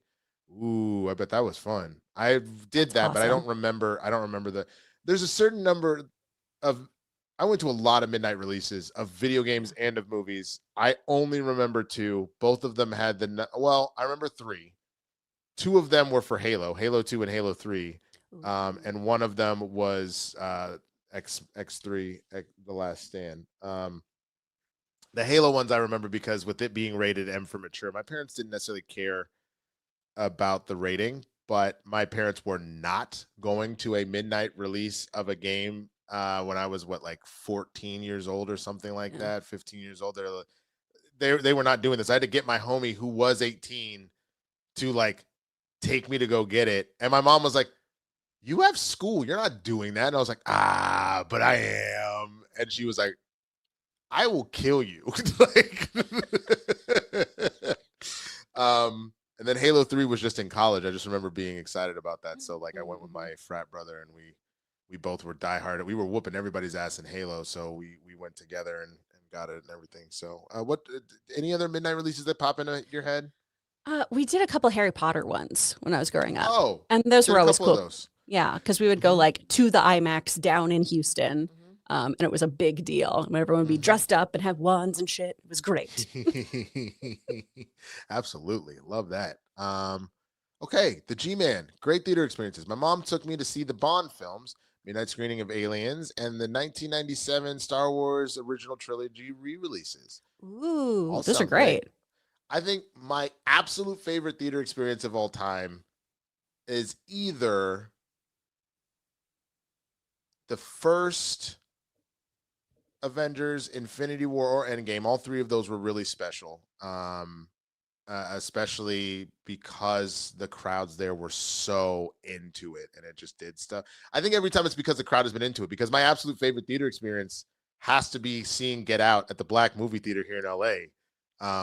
Like it was formerly the Magic Johnson Theaters, but it's in the what is that? The Baldwin Hills Mall.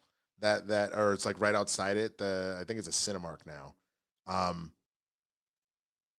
I can't tell the uncut version of this story because there's more to it, but the main thing to know is that when we were there, people treated it the way like all the black folk were just talking the whole time, but it was hilarious because people were essentially cracking jokes. So, and I've told the story before where it'd be like she's looking at all the different, or Daniel Kaluuya is looking at all of the people she's kidnapped over the years, and this one dude goes, "Oh shit, she got Darrell and Tyrone and Jenkins. Oh, and LaQuisha. Oh, you better get out!" Like just yelled that at the character, and we're all just dying laughing in the fucking theater. That's magical. That was our experience seeing The Blackening on Juneteenth. Wait.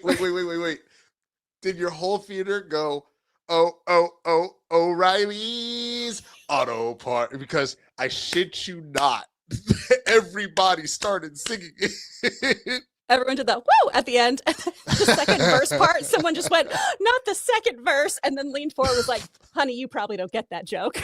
Yep. Just like, fair. Oh, dark smirk. Stranger Things in theaters had gasping, crying, and a few F yeah yells. It truly felt like an Avengers event. Do you think the universe will continue? Oh, it's set to. There's a spinoff. Oh, there is? Well, we've got the play, and then there is supposedly this like between seasons Robin Nancy little let's go solve some crimes kind of thing. But I feel like the Duffer Brothers have also been talking about some other things they're going to continue, and I'm sure Netflix wants it too, because now it's like, what's your tent pole? You know, it did too well. Yeah, I agree. Gerard J, Nightmare on Elm Street and Miracle on 34th Street. Nightmare on 34th Street would be a title. Oh, that's a good one. That's a good. Okay.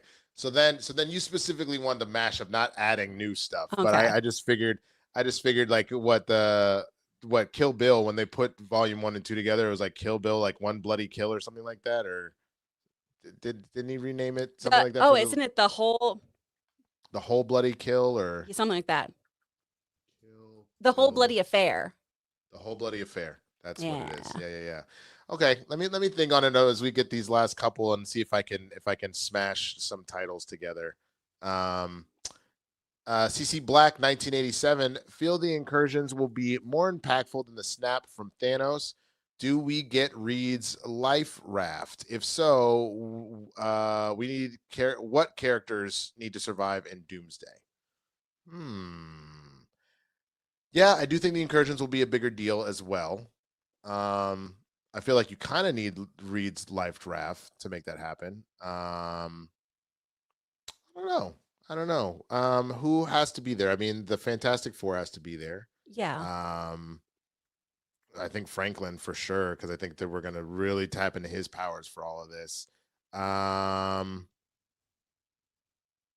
think you if you're bringing back Cap and everything, you kind of have him survive, and then you put it to rest at the end of Secret Wars. I think Deadpool, actually. Deadpool would be fun. Yeah, I think he has to survive. Anybody else you feel like that we're missing? It'd be fun to throw Bruce in there. Yeah. It'd be fun to get Banner in the mix. I'd like that. Yeah. Yep. No, for sure. All right. And then Reed's life raft from the Time Run Out comic. Best theater experience, watching Black Panther opening night in Oakland. Needless to say, a time was had. Yeah. Had a great time with Black Panther as well. That was definitely hella fun. But yeah, no, oof, Lordy. Okay, I'm still trying to think of a mashup name. But we have hit the end of our Streamlabs 37 or super chats. 37 is the number, not quite 108, but not a bad start for the year. Again, if they keep coming, we'll read them out as we get out of here. So I'm gonna let Chris plug her stuff again while I still try and think of a title mashup. So Chris, tell them what you got. Yeah, guys, go check out Two Filthy Casuals wherever you get your podcasts. Go subscribe to us on YouTube. We also have a Patreon, Two Filthy Casuals Patreon pod. It's really great. And that's just $5 a month for 2 bonus episodes. Cheaper than a cup of coffee. How wonderful. And again, if you want to learn about voiceover or if you want to learn about dialects, you can work with my husband, Logan, who teaches them over at speakfriendstudio.com. Oh, Oh, all right, I cut you off for a second. She said that's all. That's all you said at the end, right? Yeah. Okay. Yeah. My bad. And you can find me. Oh, I got one. The movie Titanic, and then the movie with Kirsten Dunst and Michelle Williams about Richard Nixon, Dick. So Titanic Dick. You can find me at you can find me at the Swaggy Blur on all platforms, especially here on YouTube. The Blur Breakdown on Mondays. I am back this coming Monday after taking my holiday hiatus. Also check out my memberships over there as well. My members only stream will be on the 11th. Got to cover my best of 25, got my anticipated at 26, and lots of other stuff coming on there. Spill the Tequila with John Roca on Tuesdays. Blurs in the Hood on Wednesdays. Back here on Fridays. The reactions of me and Kristian coming back soon as well. So a lot of good stuff. We just want to say it is going to be an oh, we got another one in. Hold on before I do that little powwow wrap up. Maddie Watt, I wish it every year, crossing my fingers for a Dragon Ball Super anime return announcement this year. Probably won't happen. I desperately want to see Moro turn into anime, to be animated. That would be fantastic, but the Moro arc is probably never coming, sadly. RIP to Toriyama. But yeah. As I was saying, though, thank you so much for watching the show. Thank you for an awesome 2025. We're very excited to kick off 2026 with you. We know it's going to be a crazy year in the world of comic book and superhero stuff. We talked about it already. And so we look forward to having a crazy year with you. So if you haven't already, show a little. I don't know if Kristian still says that, and go subscribe to the channel, hit the notifications, check out all of the stuff that's on here, check out the reactions, check out the other episodes of the Kristian Harloff Show, and of course come back for more Capes and Cows. So for Kristian Harloff, for Miss Chris Carr, I am Winston A. Marshall. We will see you next week, folks. Happy 2026, Folios.